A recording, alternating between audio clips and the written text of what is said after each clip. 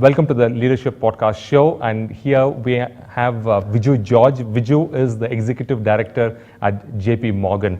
Viju, thank you so much for joining in. Thank you for having me. Viju, let me start off with asking you about who you are and can you tell us about your job role, please? Sure. As you said, I'm an Executive Director with JP Morgan. I work out of the Mumbai office. I am responsible for giving advice to investors on the technology and media sectors in India. The listed space, in the TMT, sector as we call it, is a fairly significant portion of India's market, about over 20%, and that amounts to over 150 to 200 billion dollars. So I tend to advise investors in these two spaces, and that is my level of specialization. Companies have become large, as you can see in the IT space. You've got TCS. In the telco space, you've got Bharti. So clearly, it calls for fairly specialized knowledge to be able to give to investors. So we look at that. Yes. So now that you have a kind of a bird's eye view of these critical markets, how can India continue to have a leading edge in the IT and telecom space, and what are your personal opinions? So I think you must continue to invest in education. India churns out over 1 million graduates, engineering graduates every year. But I think it's important not just to focus on the numbers, but also the quality. That's one. Second, I think is that you must call for progressive government policies as well. Now, the government has been very supportive of this industry in the past, but I think it is imperative that the government continue that support as well. So there's been a little bit of flip-flop on ACZs and a few other taxation items. I think we need to have some consistency from that side. And third, I think is that it's up to the industry to continue to equip people with not hard skills, but I would say social skills and soft skills, because increasingly this industry does not just rest on technical knowledge alone, but for individuals themselves to progress in their career and to emerge as professionally successful, they need to equip themselves with soft skills as well. So I think those are the 2-3 items that I'll probably look at, in terms of taking this industry forward.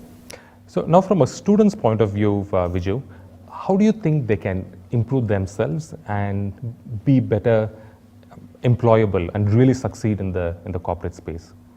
So I think one is that you must have a passion for getting better. Everything starts from passion. If you think that there is a certain weak area that you've identified and there's something that you've got to work towards overcoming, then clearly you must have a passion for doing that, because if you don't have passion, you don't have anything else in life. Second, I think it's always a good idea to seek out mentors, and I've learned from my mentors. And I think you should not leave it too late in a game when you're saying, now what do I do, and get stuck. I think when in doubt, just ask. I'm sure there are lots of people in our country who would be ready to lend a helping hand in that way. Passion, mentorship, and I would say don't come with any sense of entitlement as well, because ours is a country of big numbers, and you're always competing with many others as well. So you should be able to persevere enough to cross the line, so to speak. It does not mean it's a dog-eat-dog marketplace, but you should be able to do it evenly and backing yourself. So yeah, that's how it. I love your mentorship advice. However, Viju, most students say that we understand mentorship is important, but we cannot convince somebody to come and mentor them.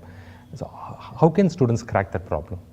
So I think mentorship comes from many things. Mentorship does not come from just solving a technical problem as well. Mentorship can come from talking to friends and family. Mentorship can come from, you can look up to your teachers as mentors. You can attend professional societies as mentors. So for instance, I was in, I passed out of IIT Chennai, way back in the 90s. Whenever there was a problem, you could look at even your fellow students as mentors, people who may have a particular grasp of something which you think you're struggling at. So it is not as though you need somebody with an elevated title as a mentor. It could be somebody who could be a friend, who could be your batchmate.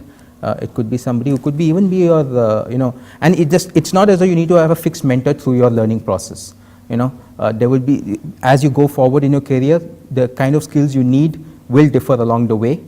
And therefore the kind of mentors you might need also might change, because each mentor is capable of giving a particular kind of input,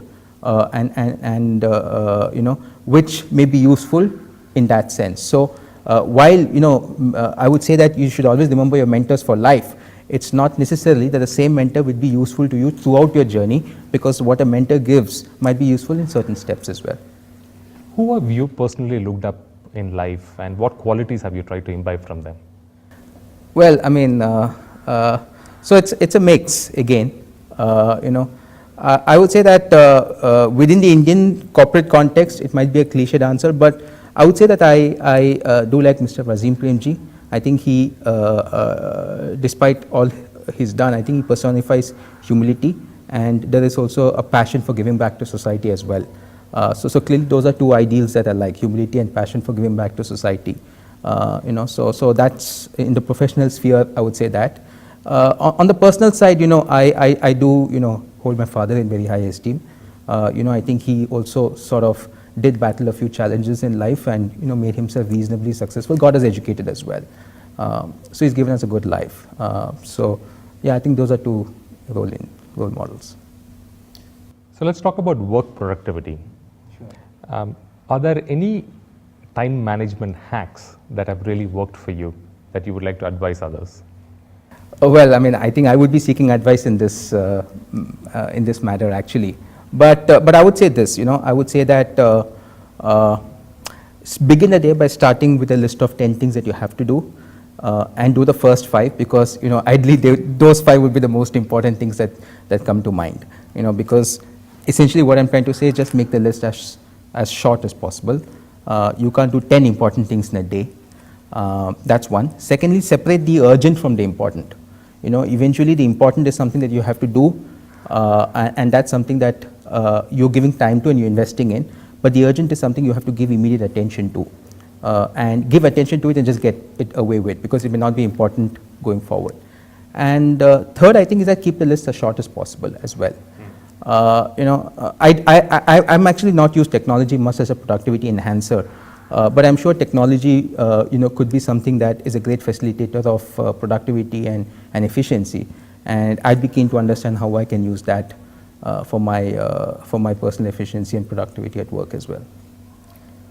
Any leadership books that has impacted you that you would recommend others definitely read? So I read a lot of books on strategy and finance, not so much on leadership. But the ones by Warren Bennis, which I've read way back in business school, I still read them. A couple of books by Ram Charan I would advocate. So it may not necessarily do with leadership, but it's got to do with execution.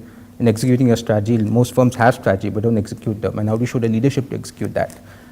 So I think these two are what I would read in my spare time. But otherwise, I go back to a lot of management books which are not necessarily related to leadership per se.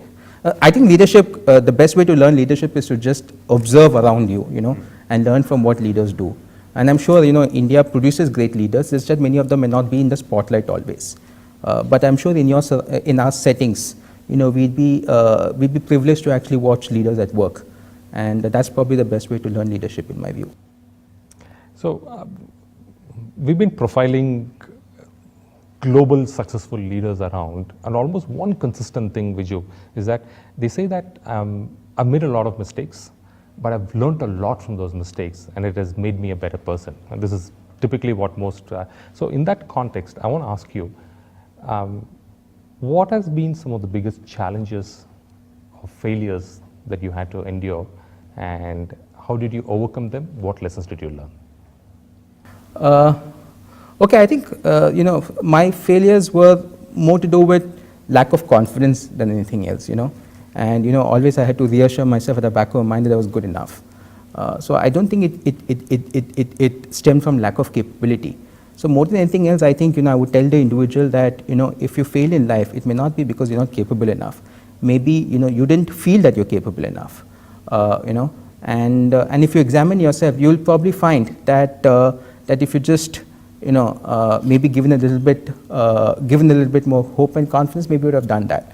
So my sense is that whenever I have not done as well as I think I should have, when I've examined, my failures, I probably felt more than lack of capability, I felt lack of confidence. And I guess that goes with a lot of people as well.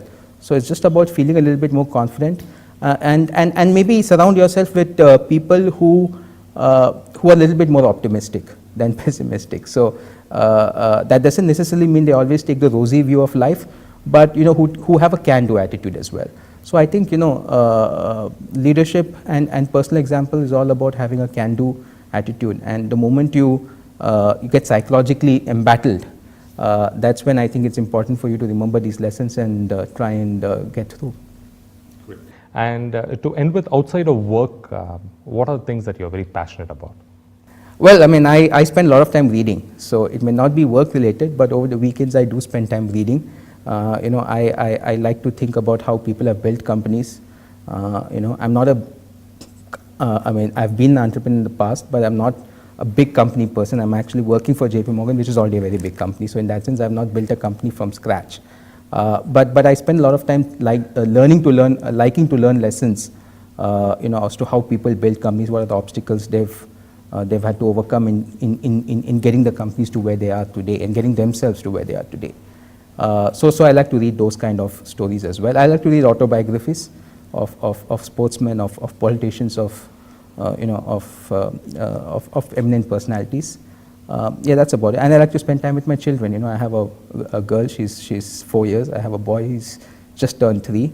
And, they keep me very happy on the weekends, And that's the best part of childhood. That's the best part of childhood. One of the dangers one of the fears that I have is that, you work too hard and then that period goes by. So that's one thing that I don't want to miss, Viju, I want to thank you so much. It's been a wonderful conversation. Thank you. Thank you.